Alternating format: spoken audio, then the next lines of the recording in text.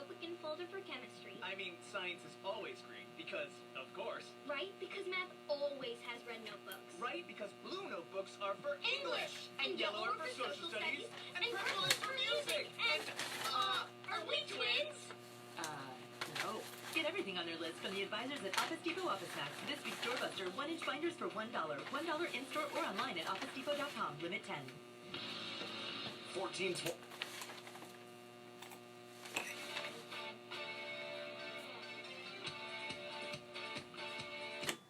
This is called Gridiron. This is the name of the bumper music. You get it? Okay, I'm Marky Billson.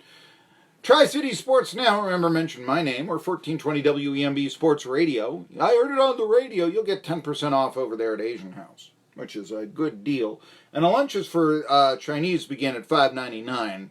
I'm not 100% sure the prices on the Japanese. You know how you find out? Go AsianHouse.com. There you are.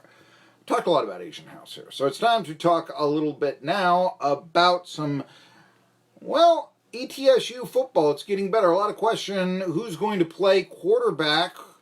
What about a former Northeast Tennessee Player of the Year for Science Hill? It's been a long time. Well, I say it's been a long time. It's been 18 years, I guess, since there was a Science Hill quarterback calling the signals for East Tennessee State University. His name was Matt Wilchem. You know him as a color commentator. Now, theoretically, although I wouldn't bet on it, perhaps this is a bad lead on my part and all this, but Malik McGue, recruited to Army, play quarterback for Science Hill.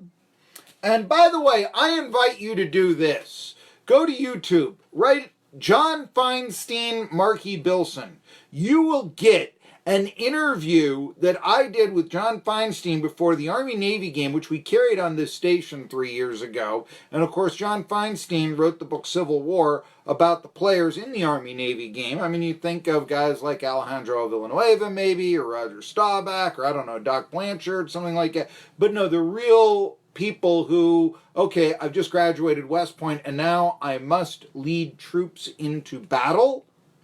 And now I must make sure they do not die, including myself, which is a pretty good story. But John Feinstein is a pretty good writer. So we had him on to talk about that, and I remember I mentioned, because of the 2016 game, it was the game that Army ended their long losing streak, 14 games to Navy.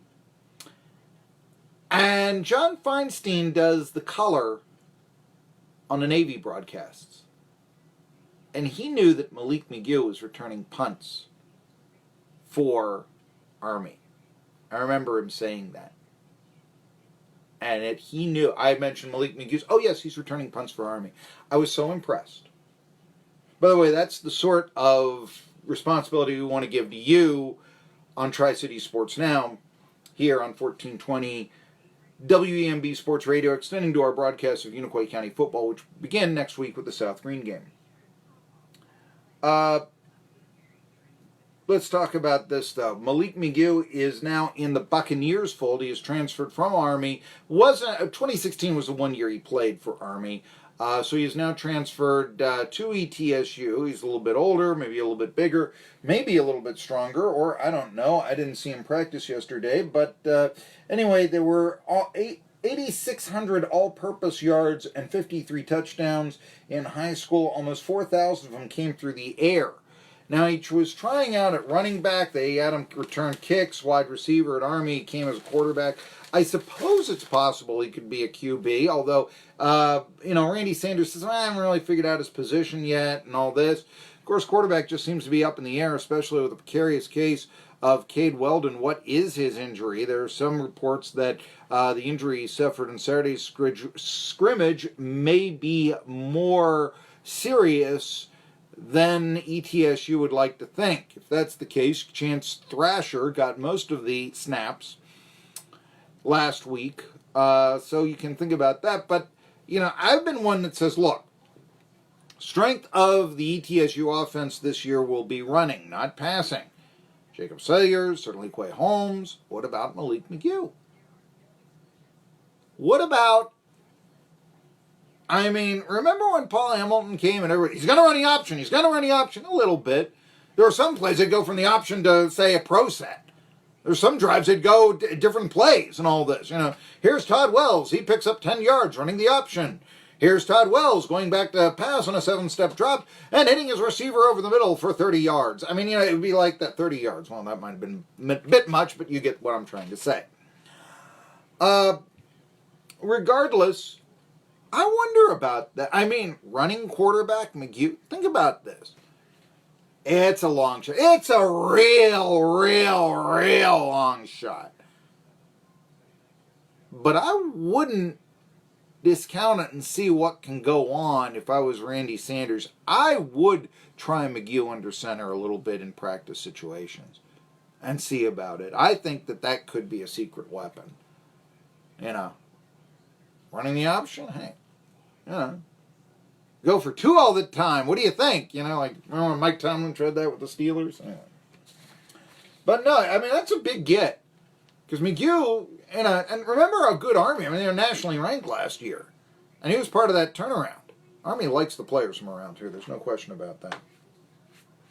Not a lot of people seem to be all that enthralled about Roger Goodell and Jay-Z coming together. Now, we read a little bit about Jamel Hill.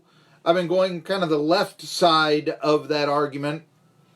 It seems to be, well, Jay-Z, he's getting NFL. He threw Colin Kaepernick under the bus. And I'm not quite sure if they're saying that it's because he's getting involved with the NFL that he's throwing Colin Kaepernick under the bus, or it's because they used to be tight with each other, and, you know, so that means that if you're a Kaepernick fan, you should hate the NFL? I'm not sure exactly what that is. I thought that the Kaepernick thing was done and played. See where Landry Jones, the old Steelers quarterback, Oklahoma, back up to Ben Roethlisberger, signed to the XFL, he's their first player. Yeah, I know that Kaepernick's trying those workouts and all that, but he might want to think about the XFL. I mean, if he was really serious about playing football. But if he's really serious about playing football, what about the Alliance? Okay, obviously that wasn't a good organization. But it would seem to me that perhaps his skills would be suited for the Canadian Football League. It was good enough for Warren Moon. That's maybe not the way to put it. It was good enough for him. And it's good enough for, this person to have ketchup on your steak. You should have it too. That's bad analogy. My apologies.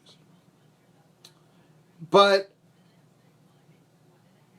Canadian Football League, Doug Flutie. I mean, there's no shame in it. Vince Ferragamo, Johnny Majors, way back when. So Jay-Z now, and what he'll be doing, they say, is trying to get people to do the halftime show at the Super Bowl. And as I said, I wasn't necessarily that upset about that because I do think the Super Bowl halftime show probably now should be contemporary. I've enjoyed it when The Who has played there. I really enjoyed it. It was 20 years ago. This was Super Bowl 35, I think it was. And Britney Spears was just a couple of years on the scene. And Aerosmith. No, they weren't really in their prime. But there was Britney Spears and Aerosmith did Walk This Way together. And I just thought that was great because you had the Pop Queen with Steven Tyler and all that. And, doing Walk This Way. I mean, I enjoyed that. Heavy Naked by the end of this song with Janet Jackson and Justin Timberlake. I got to tell you something. I was there and I was talking to Paul Morgan, who used to be a fullback at Vanderbilt. He was at our Super Bowl party. And we were discussing how he could get into the Arena Football League. That's what we were talking about there. I didn't even notice it. I was like, look, Justin Timberlake and Janet Jackson. I mean, I like AC/DC. Look at the hat that I'm wearing here on Tri-City Sports Now if you're watching on Facebook, right? And obviously I'm an AC/DC fan, so. Anyway, in the aftermath of Kaepernick's blackballing, that's what Billy Hazley writes in Deadspin. Was he really blackballed? Remember in 2016, I told you on this show he's played his last down. When this season ends, that's it for Kaepernick. Why? He's not a good quarterback. And the NFL also does not like dissent. I've often, though, wondered, look, if I think any player's been blackballed from the NFL, see, I don't think Kaepernick can play. I kind of thought Tim Tebow could, but, the release was too long, they said, and I guess he couldn't make it with the Jets, and New England Patriots said no, and, John Elway didn't like him, so, he was in enough camps where, you want to get to the... I do, though, think that maybe he was given, a bit of an 0-2 count, because, of his... that's the way he was presented to a lot of people. There were a lot of people that really rejoiced when Tim Tebow failed. They're generally the same people that will tell you that Colin Kaepernick is getting blackballed. Guy I thought was getting blackballed, I've said this a million times, Michael Sam. Admittedly, I wonder about Sam, but to me, I know he's a little bit undersized, but two-time SEC Player of the Year.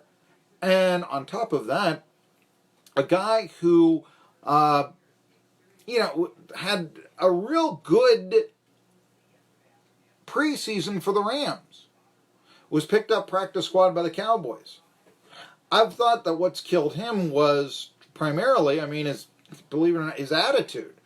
Because let's face it, the NFL does not like it when 7th-round draft choices sign up for reality shows for their training camps. It's tough enough. People don't even like to have Hard Knocks around. So you can imagine that.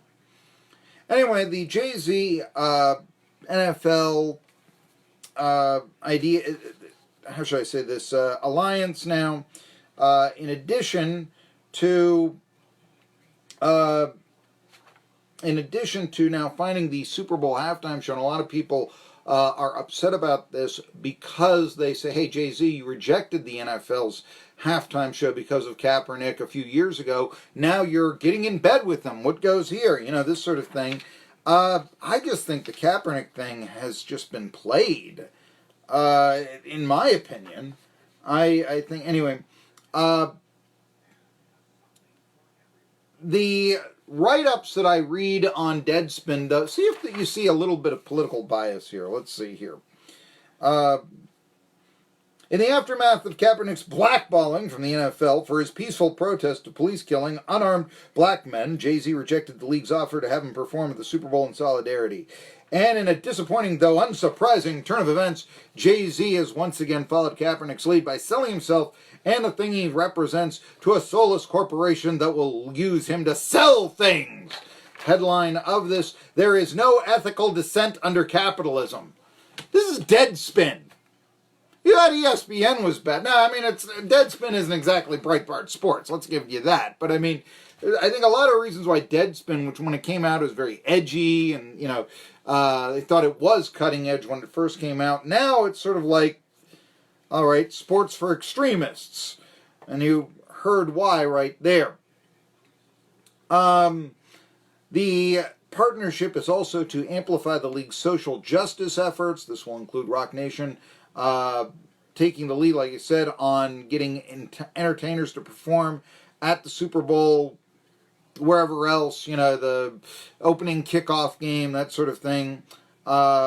Anyway, I am kind of curious about the league's social justice efforts, though. Because, there's obviously this writer for Deadspin, and his name is Bill Hazley. Billy Hazley believes, obviously, that Kaepernick kneeling was one of those social justice efforts. So, that's the thing that I want to see what goes on about and where this goes, because sports are getting more and more political. Look, I opened up this show asking, is NRA going to continue to be a sponsor of the Bass Pro Shops 500? Bass Pro Shops NRA 500. Are we going to be in a culture that allows it? They didn't allow the rebel flag. No, it's just Southern heritage. No, it's not. And that's what was said by NASCAR. You got to quit raving it. Here, we'll give you an American flag if you give us that. Winston Cup. Remember the guys who drive around when the big burly warehouse was up? This may date me. All those pickup trucks. Tobacco money paid for this. Tongue-in-cheek, I used to think about, are there, sports cars driving around right now in California with, marijuana money paid for this? I'm just curious. I just mean, kind of the same, But anyway, some of Eric Reed has taken to Twitter about this, and he says that Kaepernick has been blackballed. He also said that he was. There's one problem with that. He plays for the Carolina Panthers.